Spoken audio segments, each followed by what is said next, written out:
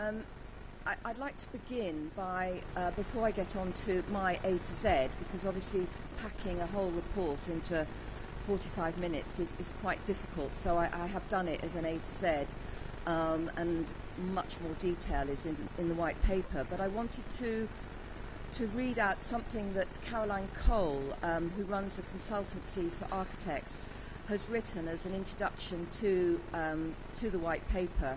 And I think her advice and sort of what she says, I won't read the whole thing, but I think it's very key to what this is all about, because she starts it by saying most architects find it incredibly difficult to run a successful, and she questions why that is so hard, and the main reason is that architects like being architects, and that's something I'm going to come back to in a minute.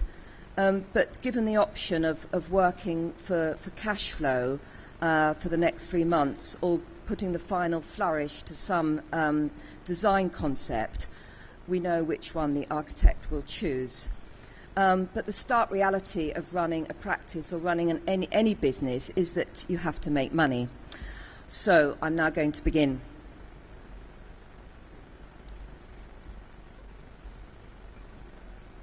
Well, hopefully I'm going to begin. I just pressed that one.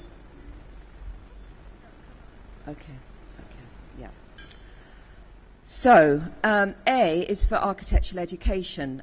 You might think that's a curious place to start, but it strikes me, and I think when we were doing the white paper, we came up against this time and time again, is that students, even at the end of part 2, have very little understanding of what running a practice entails or whether they are suited to it.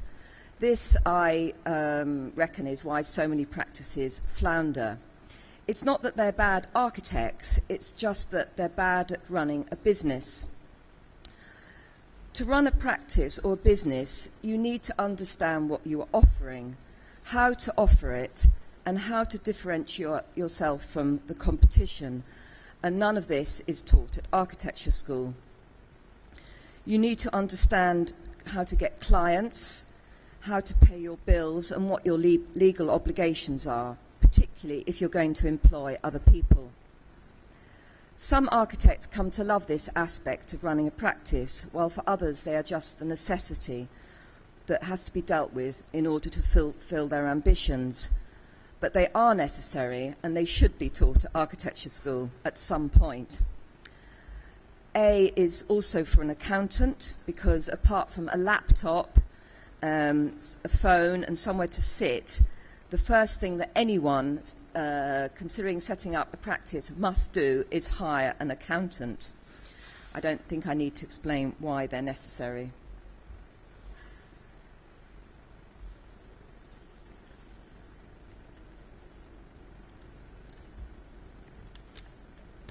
So we've got a little bit of a delay on this, but I think it should come up.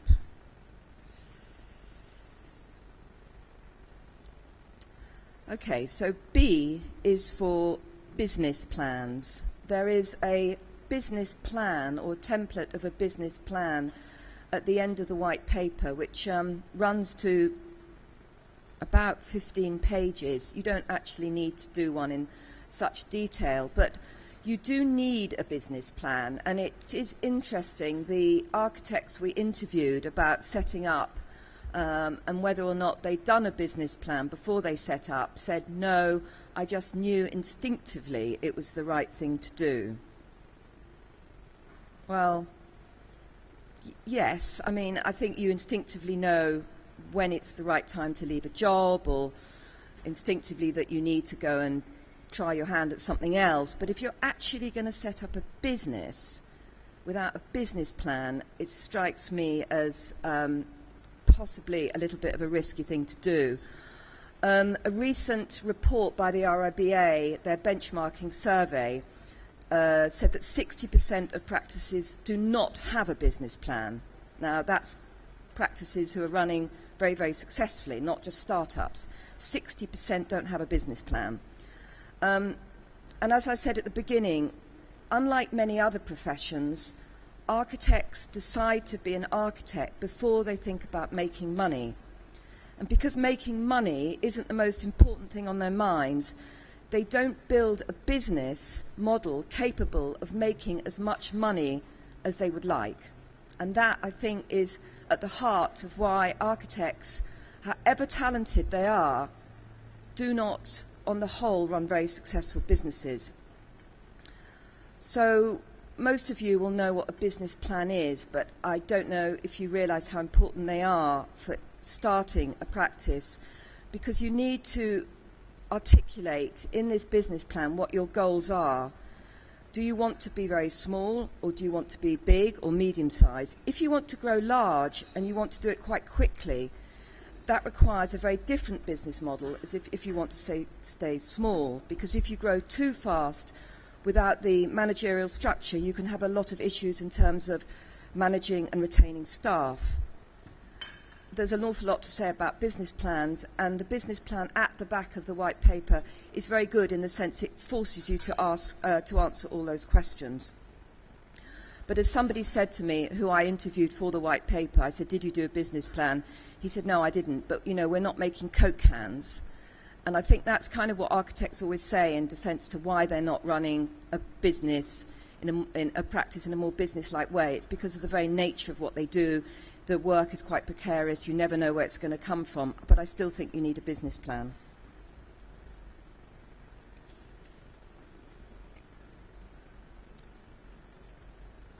Well, C is for, again, many things I could have put under C, but I chose competitions because all architectural work has to be won.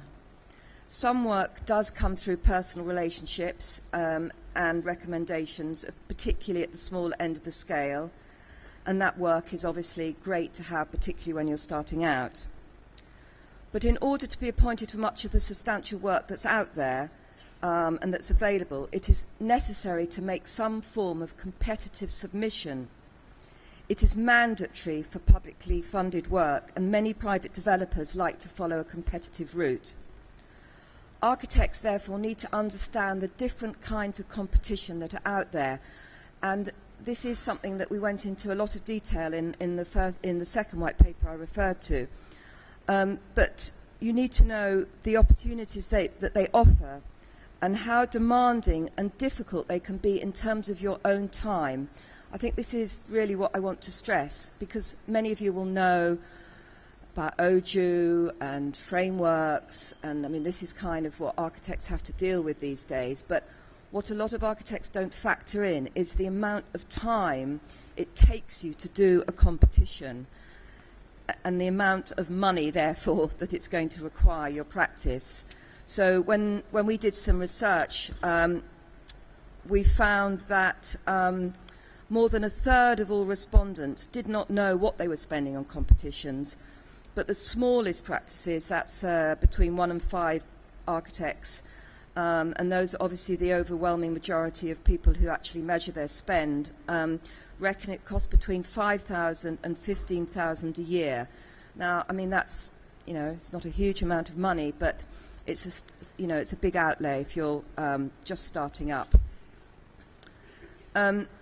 C is also for clients. Again, probably not got the time because I'm only on C to talk about clients, but I think there is, architects often feel that the client is there to almost fulfill their ambitions rather than you actually listening to what the client has to say. And there is some more, I have some more to say about clients, but I do want to stress that, you know, your job really is to address the client's needs, and it's really important to find out as much as possible about the client and what they are planning to do.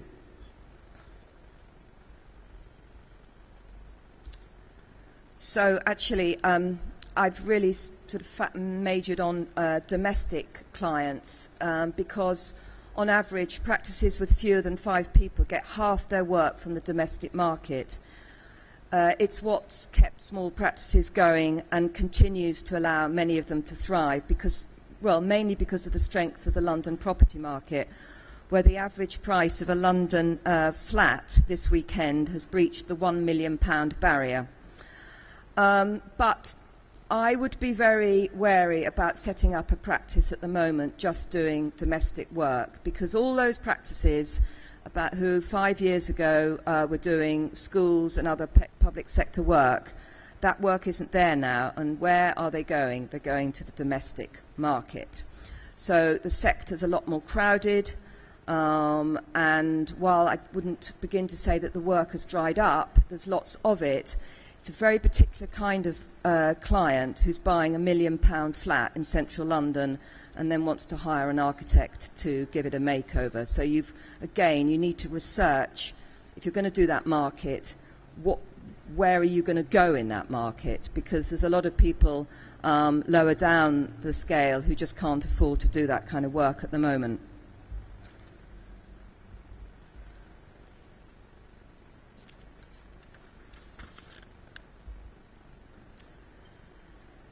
So E is for entrepreneur, and some of you may recognise Gabrielle Omar from not Dragon's Den, the one that's running at the moment, The Apprentice, thank you. Gabrielle has she's actually here doing her Tea with an Architect, and I really would advise you to go and say hello or get involved. It's a fantastic scheme. But the point of putting it up is to say that this is really something I feel quite strongly about, which is that architects need to become more entrepreneurial if they're to find a viable business model and to develop a profitable business, because you have to identify markets beyond design services. You're just not going to make enough money unless you're very lucky just being an architect or just designing.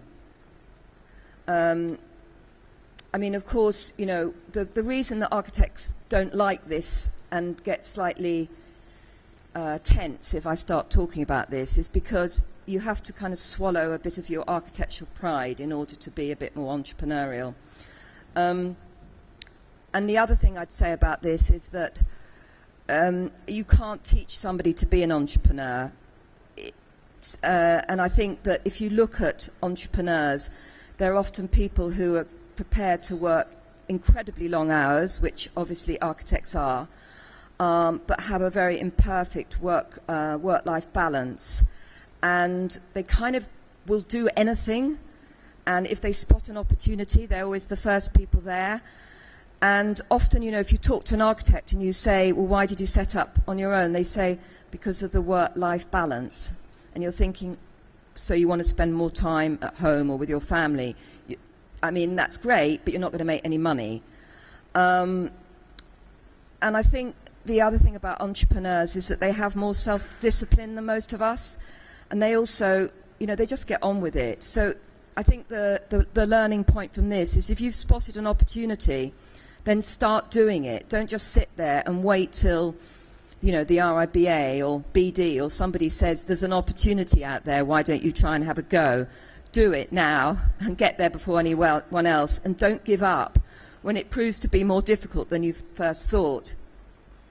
At the risk of alienating a few people in the audience, I might say that my experience of many years of knowing and writing about architects is that they are masters at blaming other people for their lack of success, and that can be anything from the planning system, clients, regulations, anything.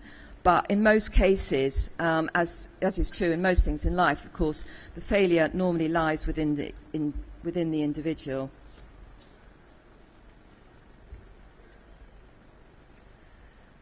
So I was going to do fee scales, but realised that we'd probably run out of time if I tackled that. So there is a lot about fee scales in the white paper. Most of you will know that fee scales don't actually exist, so it's a question of how you charge, and it is quite a big area. I've actually done family and friends, only because I think that, you know, architecture is such a tightly knit world. And it's very likely that if you set up on your own, you will be taking on people who you know. That's great, nothing wrong with that. But it is obviously quite tricky if you start employing them. Other members of the team might feel they're unfairly excluded, and when you know, it's important to remember that when you're starting your business, it's a kind of all-consuming passion for you, and you might be a bit riled if your friend who you've known for many years doesn't quite see it like that. We've all known businesses where friends fall out. I mean, in fact, I can't really think of a business I know where friends haven't fallen out at some point. But I just think it's something to be wary of. If you're starting a practice with, say, 2 people you've met from college, or you've all been in practice together and you decide to go off and start a practice, do be very careful about how you structure that practice from the beginning, and that your partners, which I'll come on to, or there's some way that you've all got joint ownership in the business. And just don't forget that if you do employ friends and things go wrong, it can really rupture the relationship. So the best thing to do is to treat it as formal as you can with any other employee, and just cross your fingers that you'll never be faced with a choice between losing business and losing a friend.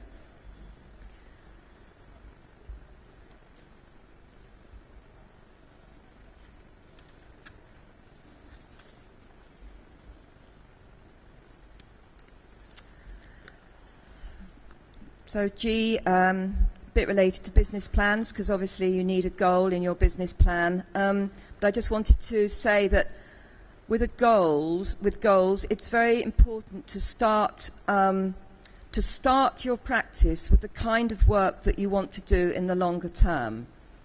So if you don't want to do extensions, don't do them, because you know once the fees start rolling in and you get a repeat client, you sort of get stuck. And I've known a few practices who, one in particular, they'd all come out of David Chipperfield's office, and they actually won Yaya about 3 years ago. They never did any kind of domestic work. They just didn't want to do that. So they set themselves up at just doing cultural projects, kind of work that Chipperfield's office was doing, in fact. And they never had to do that. But I think that's because they started with a very, very clear idea of what they wanted to do when they started out. Having goals, of course, also means identifying the kind of clients you want to serve, and what kind of architectural services you want to be offering. I mean, will you do interiors? Will you do are you interested in the sustainability side of it? Are you interested in just getting planning for someone? Again, there's much more to say on this, but architects are very good at giving away everything else that they can do, because they only want to do the design. But using the criteria of your business plan will help you decide whether to go for certain things. It will help you give you focus, and it will also having a goal will also allow you to see where the growth is coming from. By growth, I mean where the work is.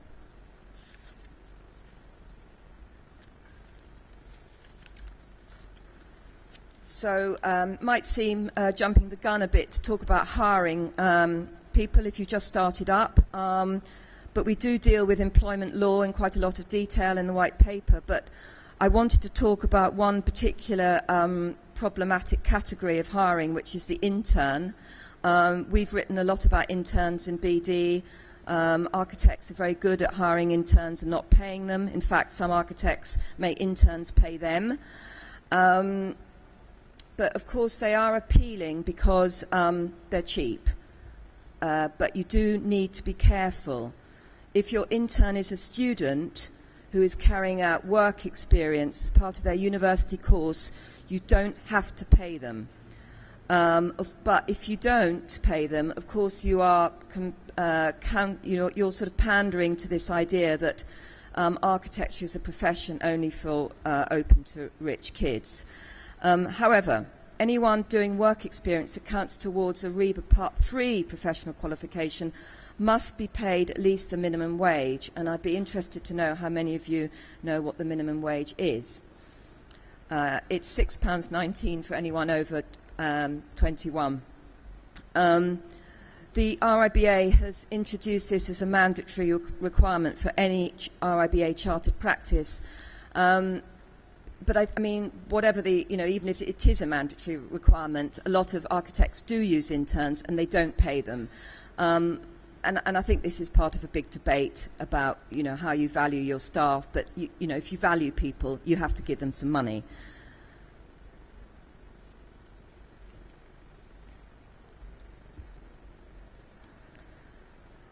So I, of course, has to be for IT. It's fairly obvious that you can't set up being an architect without a laptop, without a printer and a scanner. But when it gets to the software, it obviously becomes much more difficult. There's a lot of choice out there. It's a big investment. For example, should you consider offering software, buying software that offers building information modelling, BIM? Undoubtedly, yes, you should. It may seem sort of light years away from what you're doing, but, increasingly BIM is going to be mandatory for anyone wanting to work in the public sector, and it's a useful thing to get your head around now. But the reason I put this up is over the software licensing issue, because I think many practices start up and they don't actually think about the licensing. You must have a valid license for any software that you're using. If you don't, you'll be breaking the law, and you could face prosecution from the Software Alliance. 7% of its successful cases last year were against architects.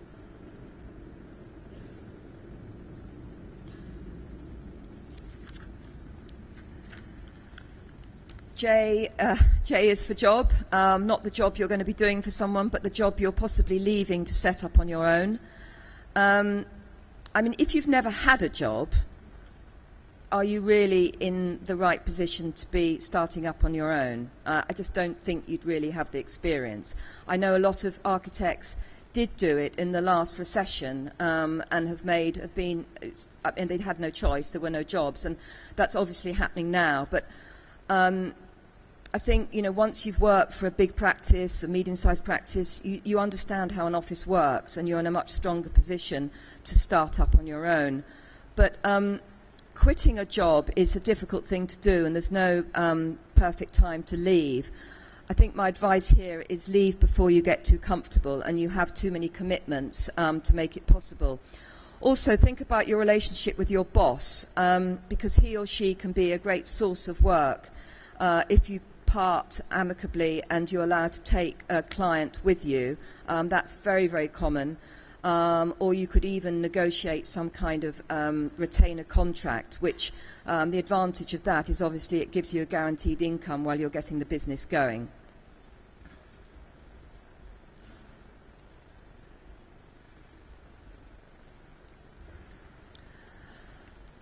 Right, key ingredient. I think everyone who's thinking about starting up on their own needs to have a very hard, honest look at themselves and ask, what is my sort of USP, my unique selling point, my key ingredient, whatever term you want to use.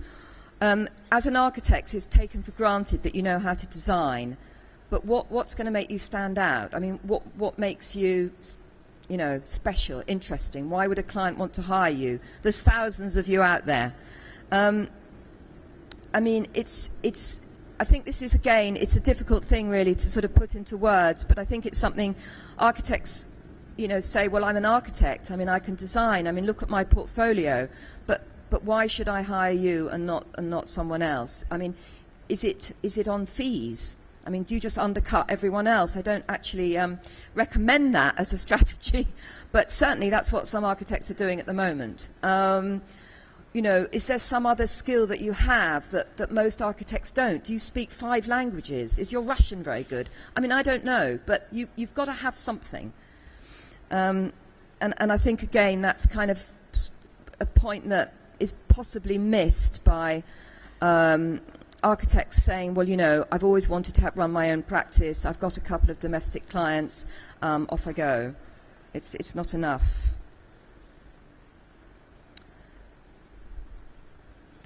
L is for liability. If you're an architect, you'll know, or if you're working as an architect right now, you should know a bit more about this than I do.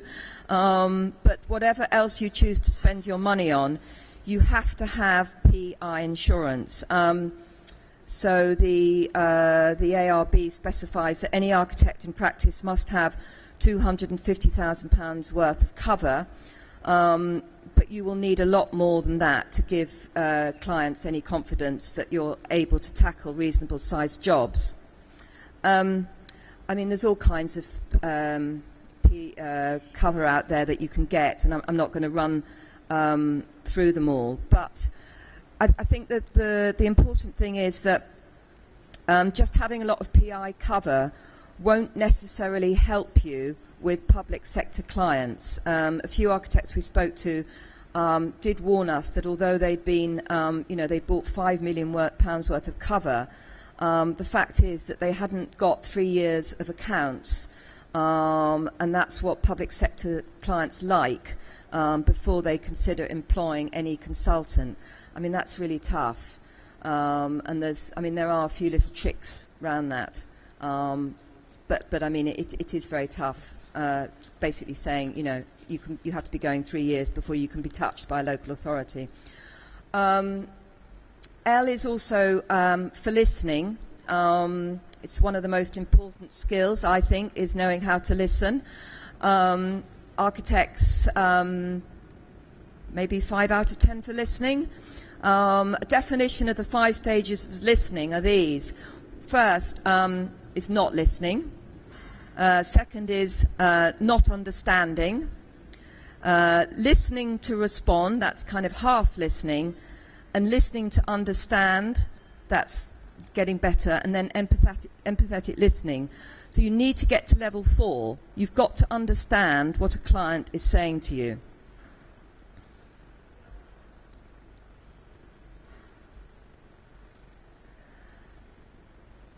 So M is for marketing. This sort of quick apology for the slide. I mean, it's not really about getting your.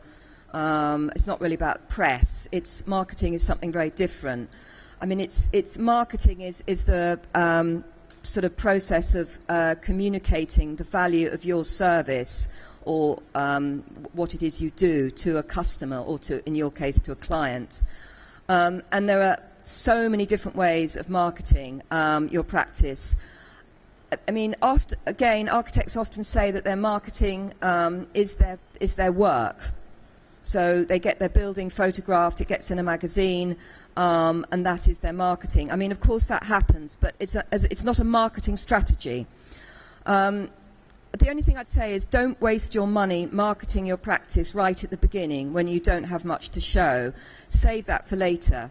Although, of course, there's lots of marketing that you can do yourself. You can market yourself or your brand, I suppose, via a website, which is obviously really important, and social networking sites like Twitter. I'll come on to that in a minute.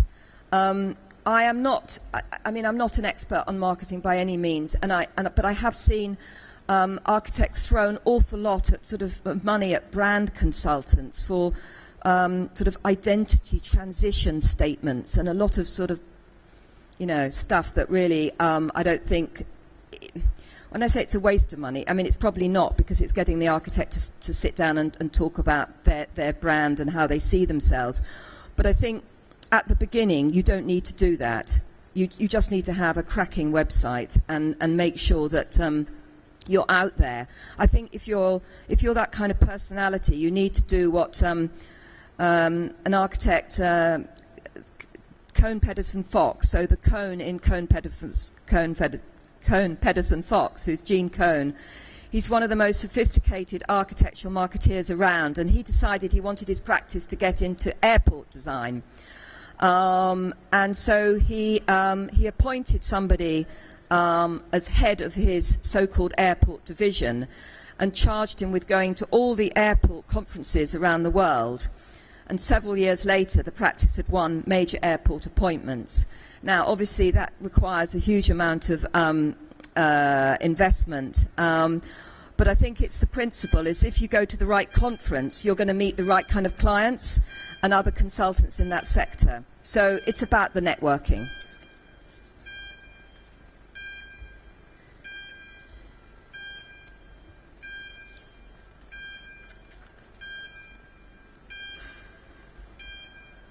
I'll just continue over this. N is for your name. One of the first things you need to do when you set up a practice is to choose a name. So never, if you meet someone socially or at a conference and they're impressed by you, the first thing they're going to do when they get back to the office is Google you. So it's not wise to pick a name that's almost impossible to find on Google. So the architect's practice, it's not a good one. Space Studio, not very good. I mean, I've got a whole list of them. And initials can be a problem for a sort of related reason, which is simply that people can't remember them.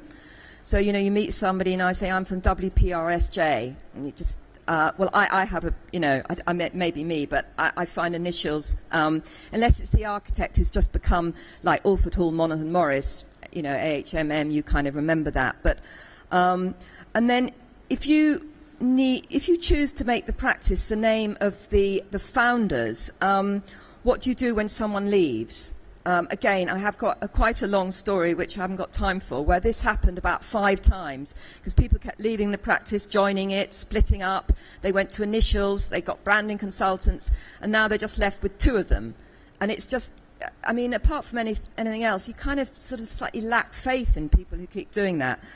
And I think, you need to kind of think about what the name says. So if you call yourself Amanda Bailey Architects, that sounds quite small and sort of boutique. But if you say Bailey Architects, it just sounds bigger.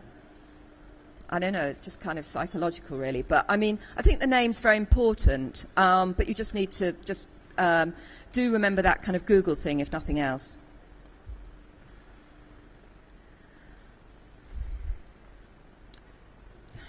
Going to have to speed up a bit. So O is for office.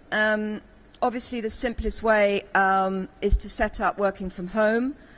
No setup costs, no travel time. You just start work without having to worry about it. Most practices do start up that way, but a lot of people hate it. You feel lonely and isolated, and you've got nobody else to talk to. So, I mean, you don't have to set up from home. There's loads of other ways of doing it. Again, we go into some of those in the white paper, but, renting space from a friend. I mean, I think the other thing, which is obviously a bit less affordable at the moment, but something architects have done a lot of, is buying your own office. Because of architects' sort of pioneering role of going into areas where businesses haven't sort of kind of reached that area yet. Clerkenwell would be a very good example. Camden before that. They've bought an office and then benefited from the rising property prices. It's been fantastic. It's been a sort of lifesaver, actually, for a lot of architects who've actually owned their own property. And obviously, if you do, you're in charge of your own overheads and so on.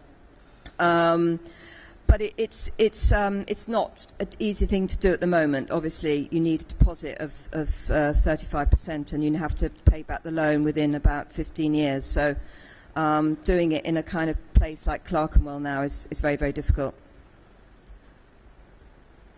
But I don't think you need to be in Clerkenwell. Sorry, I mean, you don't need to be in that kind of area. So P is for partners. Obviously, being a sole trader is I've got 5 minutes left. I'm only on P. P is for partners. I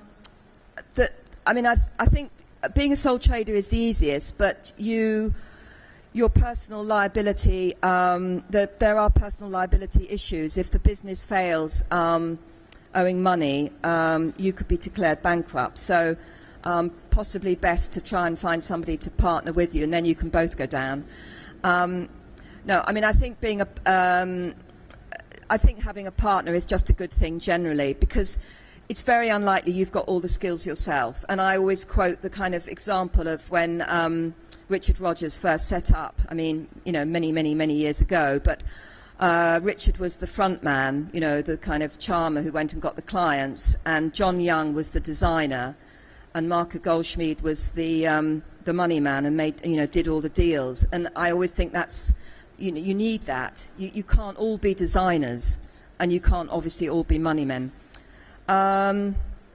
Because of time, I'm going to, the reason for I've just skipped PR because it's a huge subject. The point about putting a picture of a quantity surveyor up there is really just to tell you that, clients believe that architects are not interested in understanding or interested in money generally. So the quantity surveyor is there to keep a check on you. But if you can convince your client you know how to run a job, you'll get those fees, really, is what I'm saying. It goes back to what I was saying earlier about architects giving away too many of their skills. You don't need to do that. You need to hang on to as much of the job as you can. I'm going to skip romance. Just to say, a lot of people do go into business with their life partners, which is fine. You have to know how to deal with it when you split up or you have a row over the Pritzker Prize. And then S is for the RIBA, but it's the RIBA runs something called the Small Practice Group, which I think is kind of useful if you are a member of the RIBA to get involved in. It's a two-way street. The more you put into organisations like that, the more you get back. But the RIBA, if you're an architect, it is your only lobbying group, and the Small Practice Group has been doing some fantastic work on sort of procurement, making sure that small practices aren't excluded, or trying to make sure they're not excluded from the current procurement route. It's not that much money, and it kind of gives you a networking, somewhere to go, somewhere to network. Clients are really impressed by the RIBA if you take them there and show them the building and meet there for coffee. If you don't have a big office, it's a great place to meet. So that's all I'm going to say about the RIBA. T, of course, has got to be for Twitter. It's like any other, social media is like any other business tool. You need to know what you're using it for. I put Twitter up because as journalists we really like Twitter, but LinkedIn is much more business focused, and it's probably the one you should think about more than Twitter, to be honest. I'm on LinkedIn, but I don't use it. But Twitter and Facebook really only work for people who are real enthusiasts. So if you can build them, if you can use them to build a network of contacts who will be at least aware of you, that's a good start. There's a huge amount to say on the kind of LinkedIn, and Sue Butcher, who runs Just Practicing, which is a consultancy aimed at improving the way architects, construction industry use social media, is the kind of world's expert on this. And I mean, if you look on her website, you'll get a lot more from her on that. So coming to the end now. U is for unpaid fees, which hopefully you won't have too many of, sorry. But you have to remember that if you are getting into a fee dispute with a client, do keep the dialogue going. Don't instruct solicitors unless you have to. Stay calm, factual, be clear about what you want and what you will accept, which are two different things when negotiating. And if you make a threat, such as stopping work if payment is not received within a set period, then be prepared to carry that out. Don't just make empty threats. And finally, make sure you have all your facts and paperwork organised to support your position. I'm going to skip that because it's pretty boring. Important but boring. W, I think, is important. It's for work. So no mystery as to work has come from. We all know it came from the public sector, booming economy, but where work is going to come from in the future is a bit more difficult to say. But you need to know that. As an architect, you need to know where the work is coming from, not where it has been. So you need to read the press, you need to read the financial press, the property press, and if you read an article in BD and we're reporting something which says the commercial market is nosediving, that is probably because we're reporting information from 3 months ago, because that's how stats are compiled. But don't just write it off. I mean, look at what's happened in the technology, media and telecommunications sector, which has seen the largest growth in the office market for years, and is completely challenging market perceptions of what constitutes office space. Now, if you'd said office market is dead and you'd ignored that, you'd have been doing yourself out of some really nice work. So my final slide in the last few minutes. I mean, just before I get on to that, just a quick thing on work, because I think it's important. I mean, when you get work, that isn't kind of, you're not there yet. Jobs at the moment have a irritating habit of just collapsing because clients are going somewhere cheaper. And one of the biggest challenges that all architects face is converting sort of inquiries or what looks like a job into a real job. But I mean, if you're going to do something bold like starting your own business, you're going to have a positive spirit, so hopefully luck is on your side. So my final slide is for, I did struggle with XYZ, so we have a picture here of a Paris-based collective called EXYZT that was founded by 5 architects around the idea of building and living together. So they design their projects.